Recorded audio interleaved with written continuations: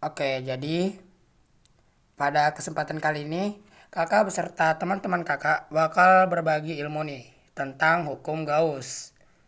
Tahu kan hukum Gauss yang kita biasa pelajari di pelajaran fisika? Oke, pengertian hukum Gauss. Hukum Gauss dirumuskan oleh seorang matematikawan sepanjang masa yang bernama Carl Friedrich tahun 1777 sampai 1855. Tahukah kamu apa itu hukum Gauss? Nah, biasanya hukum Gauss kita pelajari di sekolah dalam pelajaran fisika. Tentunya di antara kamu ada yang tahu apa yang dimaksud hukum Gauss, namun ada juga yang belum tahu definisi dari hukum Gauss itu. Mungkin karena kurang memahaminya atau bisa juga belum dapat materi tersebut. Untuk itulah, pada kesempatan kali ini, kakak beserta teman-teman kakak akan membahas pengertian hukum Gauss dan rumusnya. Oke, disimak ya penjelasannya. Seperti pada gambar, ada sebuah bidang dengan luas A, terus datang sebuah energi listrik atau medan listrik membentuk sudut theta terhadap bidang luas tersebut. Di sini hukum Gauss adalah hukum yang menyatakan bahwa jumlah garis medan yang melalui sebuah permukaan sebanding dengan jumlah muatan yang ada di permukaan tersebut. Hukum Gauss menghubungkan antara medan listrik pada permukaan tertutup dengan muatan total di dalam permukaan tersebut. Hukum Gauss yaitu hukum yang digunakan untuk menentukan besar sebuah fluks listrik melalui sebuah bidang. Hukum Gauss menyebutkan bahwa besar fluks listrik yang melewati sebuah bidang akan berbanding lurus dengan kuat medan listrik yang menembus bidang, area bidang, dan kosinus sudut yang dibentuk fluks listrik terhadap garis normal. Bunyi hukum Gauss yaitu bahwa fluks listrik total yang melalui sembarang permukaan tertutup, sebuah permukaan yang mencakup volume tertentu sebanding dengan muatan listrik neto total di dalam permukaan itu. Hukum Gauss umumnya dipakai untuk menghitung medan listrik yang dihasilkan dari muatan yang bergerak sangat cepat dan muatan yang dipercepat. Hukum Gauss bisa dipergunakan untuk menghitung medan listrik dari sistem yang memiliki kesimetrisan yang tinggi, misal simetri silinder, bola, ataupun kotak. Dalam menggunakan hukum Gauss, kita perlu memilih suatu permukaan hayal yang tertutup atau permukaan Gauss. Bentuk dari permukaan tertutup tersebut bisa sebarang. Hukum Gauss itu didasarkan pada konsep garis-garis medan listrik yang memiliki arah atau anak panah seperti dalam gambar berikut ini. Flux listrik. Flux berhubungan dengan besaran medan yang menembus pada arah yang letak lurus sebuah permukaan tertentu. Flux listrik menyatakan bahwa medan listrik yang menembus dalam arah tegak lurus sebuah permukaan. Akan lebih mudah ilustrasinya menggunakan deskripsi visual untuk medan listrik, yakni penggambaran medan listrik sebagai garis-garis. Melalui penggambaran medan tersebut atau garis, maka flux listrik bisa digambarkan sebagai banyaknya garis medan yang menembus suatu permukaan. Lihatlah gambar berikut ini. Nama kakak Maulana. Jadi di sini kakak akan menjelaskan tentang rumus-rumus yang ada di hukum Gauss. Flux sama dengan E dikali A dikali cos theta.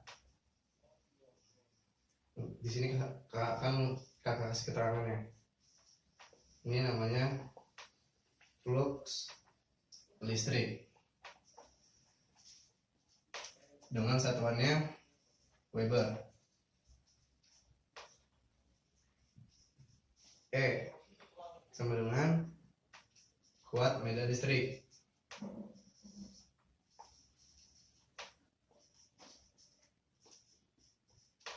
Dengan satuan Newton per Coulomb. Di sini ada A sama dengan luas bidang. Dengan satuan meter persegi. Yang terakhir ada cos theta sama dengan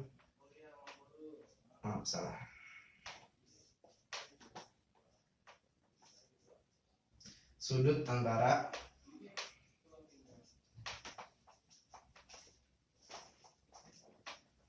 kuat medan listrik dengan A, luas bidang. Baik, mari kita lihat yang ada di gambar. Jadi ini ada sebuah luas bidang. Dan ada kuat medan listriknya dan menghasilkan cos theta. Oke, terima kasih. Kakak akan menjelaskan hukum Gauss pada ruangan tertutup. Di sini ada flux listrik sama dengan integral E medan listrik terhadap A luas bidang sama dengan sigma dengan batas I muatan listrik I per epsilon. Dan di sini ada lagi contoh lain. Flux listrik sama dengan integral D terhadap A luas bidang sama dengan sigma I muatan I. Nah, di sini D yaitu sama dengan epsilon dikalikan E. Sekian, terima kasih. Baik, di sini kakak akan menjelaskan penjelasan terakhir, yakni hukum Gauss pada bidang permukaan. Sebenarnya hukum Gauss ini masih ada banyak lagi, tapi kakak hanya menjelaskan 3 saja. Dan ini terakhir. Perhatikan gambar yang di papan tulis. Di sini terdapat 2 bidang, yakni bidang plus dan bidang minus. Kita dapat menyimpulkan, yakni integral E terhadap A sama dengan Q per epsilon, di mana muatan perluas sama dengan Q per A. Nah, kita dapat A dikali E sama dengan muatan perluas dikali luas bidang per epsilon. Dan kita akan dapat lagi nih terakhir E sama dengan muatan perluas per epsilon. Jadi tadi kita telah mendengar pembahasan contoh rumus dari Kak Maul yang dibahas tadi di sebelumnya. Terus juga kita udah mendengar teori dan pengertian dari hukum Gauss tersendiri dari teman kakak sebelumnya. Ada yang kurang nih. Kayaknya kita kalau nggak bahas contoh soal dan cara ngerjainnya itu kayak bullshit gitu, kayak omong kosong. Jadi sekarang kakak bakalan bahas tentang contoh soal dan cara ngerjainnya. Jadi seperti ini. Ada soal, kakak bacain ya. Sebuah bola kecil bermuatan listrik 10, ini mikrokolom ya, berada di antara kepik sejajar P dan Q dengan muatan 1,77 kali 10 pangkat minus 8 kolom per meter kuadrat. Jika G sama dengan 10 meter per sekon kuadrat, ini percepatan gravitasi dan permitivitas udara atau epsilon 0 itu adalah 8,85 kali 10 pangkat minus 12 C kuadrat per nm kuadrat. Hitung massa bola tersebut. Oke, jadi pertama-tama kalau kita menemukan soal begini, kita harus bisa menggambar dan menganalisanya dulu. Jadi di sini kakak bakal gambar nih. Taruhlah ini 2 kepik sejajarnya, di sini P, di sini Q. Terus dia bilang kepik sejajar ini berbeda jenis. Berarti sini plus, di sini minus. Terus ada bola. Ini bolanya nih, taruhlah. Nah, bola ini dia akan bergerak ke bawah itu karena gaya gravitasi, di mana gaya gravitasi itu M dikali G, dan bakal bergerak ke atas karena adanya gaya listrik, di mana M sama dengan Q kali E. Oke, jadi di sini pertama-tama dia kan nggak jelasin tuh medan listriknya berapa. Jadi kita cari dulu medan listriknya berapa. E sama dengan itu dia punya muatan antar kepik sejajar itu 1,77 kali 10 pangkat minus 8 bakal dibagi dengan permitivitas udaranya 8,85 kali 10 pangkat minus 12 sini. Oke, terus nanti ini hasilnya 2000. Kita udah dapat medan listriknya nih, kita langsung pindah ke sebelahnya. Jadi bola ini akan dikatakan setimbang ketika gaya ke atasnya akan sama dengan gaya ke bawahnya, di mana Q dikali E sama dengan M dikali G. Oke, nanti M-nya itu bakal sama dengan Q kali E dibagi dengan percepatan gravitasi. Nah, langsung deh. Q-nya itu kan 10 mikrokolom. Kalau kita bawa ke kolom, dapatlah 10 pangkat minus 5. Dikali dengan E-nya itu 2000. Terus dibagi dengan percepatan gravitasinya itu 10. Jadi kita dapat 2 kali 10 pangkat minus 3 kilogram. Oke, mudah kan teman-teman? Jadi pertama-tama kakak ulangi ya, kita perlu menggambar dulu dan menganalisanya. Terus yang kedua kita menentukan apa yang tidak ada dari yang dimaukan oleh soal. Di sini kan dia nggak nyebutin tuh E-nya, tapi dia ngasih datanya muatan 1,77 kali 10 minus 8 dan permitivitas udaranya. Nah, kita bisa cari E-nya, dapatlah 2000. Terus kalau udah lengkap datanya, kita langsung mencari apa yang dimaksud oleh soal. Seperti ini. F sama dengan W, T kali E, M kali G, dapatlah M-nya 2 kali 10 pangkat minus 3 kilogram. Itulah soal nomor 1.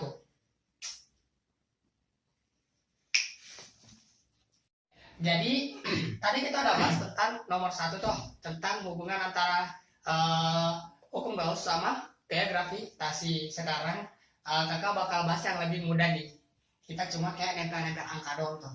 Jadi, sini soalnya, jika terdapat persegi dengan panjang sisi 20 cm, lalu sebuah medan listrik homogen sebesar 200 Newton per coulomb ditembakkan tegak lurus bidang persegi. Berapa jumlah garis medan listrik tersebut atau fluxnya? Oke, jadi pertama kita perlu mengetahui bahwa persegi itu, dia luasnya itu S kali S. Terus, 20 cm kali 20 cm. Tapi ada yang kurang nih. 20 cm ini kita harus bawa dia ke meter. Kita harus jadiin dia satuan internasional. Jadi sama aja nanti 20 kali 10 pangkat minus 2 kali 20 kali 10 pangkat minus 2. Dapatlah 400 kali 10 pangkat minus 4. Nah, kita udah tahu luasnya nih.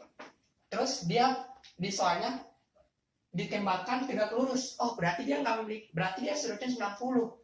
Dan dan sin 90 itu sama dengan 1. Jadi kita langsung tulis saja flux listrik sama dengan E dikali A. Dapatlah E-nya kan tadi dia mengatakan 200 Newton coulomb kali luasnya itu 400 kali 10 pangkat minus 4. Nolnya ada berapa? 1, 2, 3, 4. Oke, coret karena dia juga ada 4. 2 kali 4 sisa 8 Weber. Nah, udah kan? Jadi pertama-tama kita perlu mencari dulu luasnya. Luasnya ini kita mengkonversi satuan dulu. Kalau emang dia udah meter, kita nggak perlu lagi kali 10 minus 2. Kita langsung cari aja luasnya. Tapi kalau dia selain meter, kita perlu konversi dulu. Udah dapat luasnya, kita perlu melihat lagi. Apakah dia memiliki sudut? Dia jelas memiliki sudut. Hanya ditembakkan dengan lurus, artinya pada pengerjaannya kita nggak perlu menambahkan lagi faktor sudutnya. Dapatlah 200 kali 400 kali 4 minus 4. Didapatlah 2 kali 4 sama dengan 8. Oke, paham kan teman-teman? Selanjutnya kita ke soal terakhir. Jadi kan nilai pertama tuh kita udah bahas tentang listrik dan gaya gravitasi. Terus yang kedua kita bahas tentang soal flux standar tuh, yang dia cuma masukin angka doang. Nah sekarang kita coba bahas yang dia nggak rumit sih, hanya karena mungkin kalau dilihat tuh rumusnya kayak agak rumit gitu. Oke, jadi soalnya kayak gini nih. Sebuah muatan listrik, muatan titik sebesar 1,8 mikrocoulomb terletak di tengah-tengah sebuah kubus berjari-jari 55 cm. Hitung flux listrik yang menembus permukaan kubus tersebut.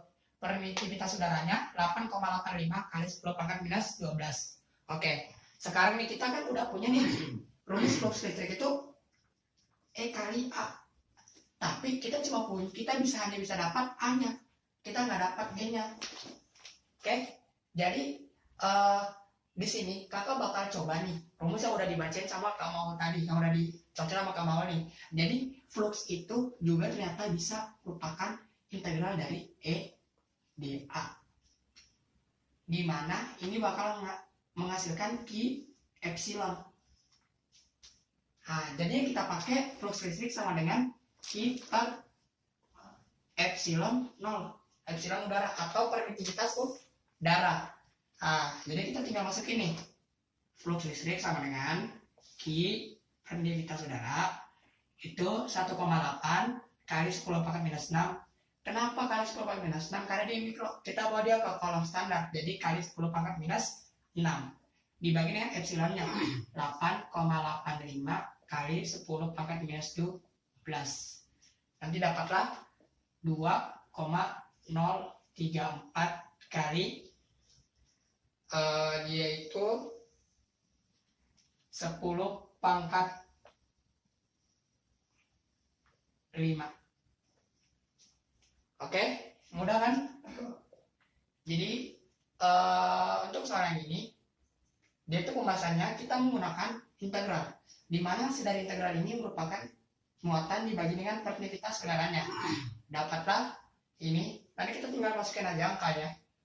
Ketemulah 2,034 kali 10 pangkat 5. Oke, karena ini merupakan soal terakhir, jadi ini juga merupakan penutup dari pembahasan kami tentang hukum Gauss. Mungkin sekian. Jika ada kekurangan dari tim kami, mohon maaf. Assalamualaikum warahmatullahi wabarakatuh.